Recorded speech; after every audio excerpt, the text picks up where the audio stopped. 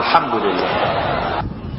আচ্ছা, আপনারা বলেন তো, জেন, দুষ্ট জেন আর ভূত প্রেতে যদি আসর করে, তাহলে কোরআন শরীফের কোন আয়াত পড়তে হয়? জি, ওলামারা বলেন না, আয়াতুল কুরসি। কোনটা পড়তে হয়? বলেন কোনটা? চট্টগ্রাম তাফসীর মাহফিল উপলক্ষেও কিছুটা ভূত প্রেতের আসর হয়েছে। এই ভূত প্রেতের আসর থেকে রক্ষা করার জন্য সকলে আমার সাথে পড়েন যথারীতি। আউযু বিল্লাহি মিনাশ শাইতানির রাজীম। বিসমিল্লাহির রাহমানির রাহিম। আল্লাহু লা ইলাহা ইল্লা হুয়াল হাইয়ুল কাইয়্যুম লা তা'খুযুহু সিনাতুন ওয়ালা নাওম লাহু মা ফিস সামাওয়াতি ওয়া মা ফিল আরদ من ذا الذي يشفع عنده إلا بإذنه يعلم ما بين أيديهم وما خلفهم ولا يحيطون بشيء من علمه إلا بما شاء وسع كرسيه السماوات والأرض ولا يؤوده حفظهما وهو العلي العظيم সাদাকাল্লাহুল আযীম। সবাই বলেন সাদাকাল্লাহুল আযীম। আয়াতুল কুরসি, আগে এটার অর্থ করে নেই। আল্লাহু লা ইলাহা ইল্লা হুয়াল হাইয়ুল কাইয়্যুম। আল্লাহ হচ্ছেন তিনি যিনি ছাড়া কোনো ইলাহ নাই, যিনি সার্বভৌমত্বের একমাত্র মালিক। লা তা'খুযুহু সিনাতুন ওয়ালা নাওম, যাকে ঘুম এবং তন্দ্রা স্পর্শ করে না। লাহু মা ফিস সামাওয়াতি ওয়া মা ফিল আরদ, আকাশ ও জমিনে যা কিছু আছে সবই তার।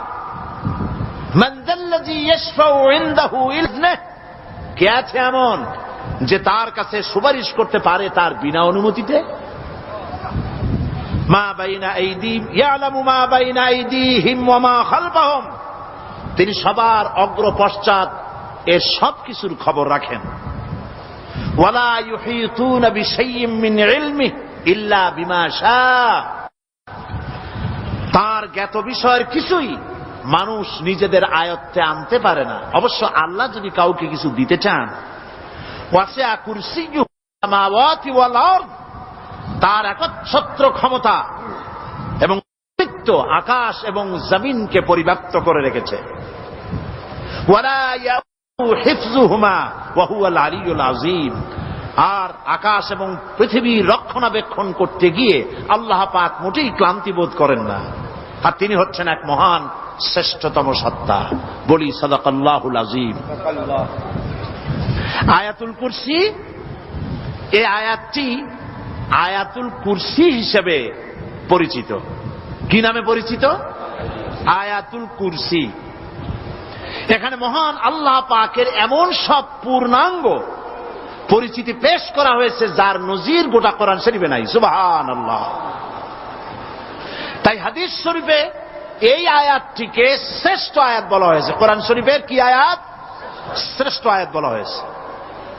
আমরা প্রত্যেকটি ফরজ নামাজের পরে এই আয়াতে কারিমা পড়ে থাকি, ঠিক কিনা বলেন?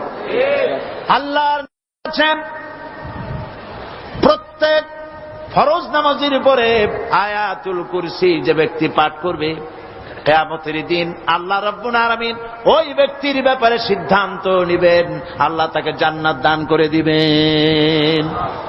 হতে পারে এবার আপনারা কেউ করতে পারেন, বাস ওয়াজ আর না শুনলে চলবে, আয়াতুল কুরসি পড়বো আর জান্নাতে চলে যাব। না, বিষয়টা এমন নয়। বিষয়টা হচ্ছে আয়াতুল কুরসির মধ্যে এমন কিছু কথা আছে যা বুঝে যদি পড়ে আর আমল করে আল্লাহ পাক কিয়ামতের সিদ্ধান্ত নেবেন, জান্নাত দিয়ে দিবেন। সুবহানাল্লাহ, বলেন সুবহানাল্লাহ।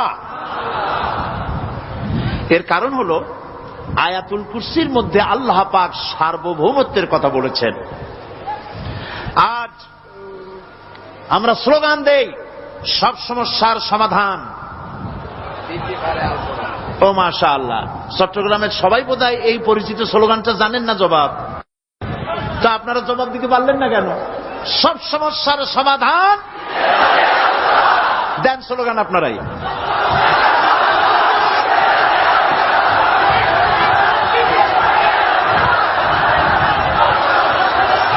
এটা শুধু স্লোগান নয়, সব সমস্যার সমাধান দিতে পারে আল কোরআন। এটা শুধু স্লোগান নয়, এটাই বাস্তবতা, এটাই বাস্তব সত্য।